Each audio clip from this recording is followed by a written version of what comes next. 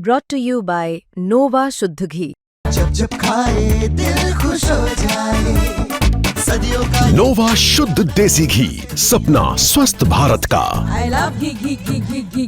Prime Minister, it's wonderful to see you again. Can I begin by expressing my condolences to the people of India for firstly the terrorist attack at the Balfour car explosion, but also for the bus crash in Saudi Arabia that led to a loss of Indian lives. सुना आपने ये बयान?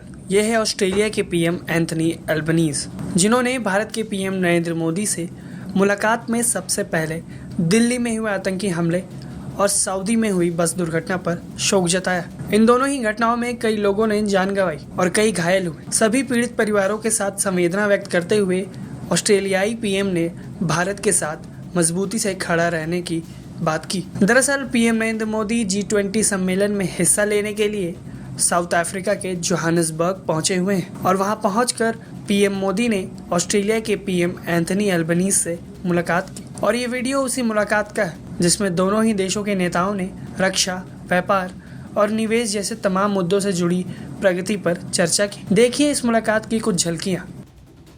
Prime Minister, it's wonderful to see you again. Can I begin by expressing my condolences to the people of India for firstly the terrorist attack at the Balfour car explosion, but also for the bus crash in Saudi Arabia that led to a loss of Indian lives.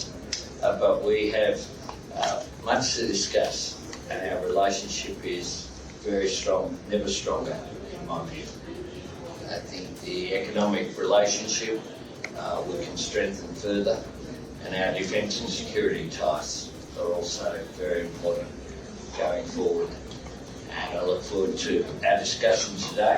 I know our foreign ministers have had a very successful meeting, and I of course saw your minister in Malaysia just a short time ago, and the relationship between us as well.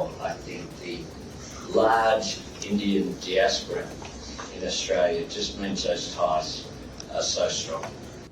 इस मुलाकात की जानकारी PM Modi ने social media पर post करते हुए दी, जहां उन्होंने लिखा कि ऑस्ट्रेलिया के प्रधानमंत्री एल्बनीज के साथ बहुत अच्छी बैठक हुई। इस वर्ष हमारे देशों के सामरिक साझेदारी के 5 वर्ष पूरे हो रहे हैं और इन वर्षों में ऐसे परिवर्तनकारी परिणाम मिले हैं जिन्होंने हमारे सहयोग को और गहरा किया है। आज की बातचीत में मैंने 3 मुख्य क्षेत्रों रक्षा और सुरक्षा, परमाणु ऊर्जा और व्यापार पर जोर दिया, जिनमें हमारे संबंधों को और आगे तक बढ़ाने की बहुत बड़ी संभावनाएं हैं। इसके अलावा शिक्षा, सांस्कृतिक आदान प्रदान और अन्य क्षेत्रों पर भी चर्चा हुई। वहीं इस मुलाकात पर ऑस्ट्रेलियाई पीएम एंथनी एल्बनीज ने सोशल मीडिया पर वीडियो साझा करते हुए लिखा, ऑस्ट्रेलिया और भारत बहुत अच्छे मित्र और साझेदार हैं। व्यापार, रक्षा और सुरक्षा से लेकर शिक्षा और स्वच्छ ऊर्जा तक हमारा रिश्ता बेहद महत्वपूर्ण है। G20 शिखर सम्मेलन से पहले अपने मित्र प्रधानमंत्री मोदी से मुलाकात करना बहुत अच्छा लगा। दोनों ही नेताओं ने दोनों देशों के बीच मजबूत रिश्ते की बात की और इसे सराहा। साथ ही आर्थिक क्षेत्रों में संबंध को और मजबूत करने की दिशा में काम करने की बात कही। इसके साथ ही विदेश मंत्रालय ने एक बयान में कहा कि दोनों नेताओं ने 2020 में संबंधों को समग्र रणनीतिक भागीदारी के स्तर पर ले जाने के बाद पिछले 5 वर्षों में भारत और ऑस्ट्रेलिया के बीच गहरे सहयोग पर संतोष व्यक्त किया। साथ ही विदेश मंत्रालय के बयान में ये भी कहा गया कि भारत में हाल ही में हुए आतंकवादी हमलों को लेकर अपनी एकजुटता व्यक्त की और दोनों नेताओं ने आतंकवाद के विरुद्ध वैश्विक लड़ाई को मजबूत करने की प्रतिबद्धता जताई। भारत और ऑस्ट्रेलिया एक दूसरे के साथ कई क्षेत्रों में सहयोग बढ़ा रहे हैं। इनमें रक्षा और एनर्जी सेक्टर में हाल ही के दिनों में संबंध और गहरे और मजबूत हुए हैं। ये मुलाकात इस ओर इशारा भी करती है, भारत के साथ कंधे से कंधा मिलाकर ऑस्ट्रेलिया खड़ा है और दोनों देश अपने रिश्तों को और भी मजबूती देने के लिए आगे काम कर रहे हैं। ब्यूरो रिपोर्ट, भारत तक।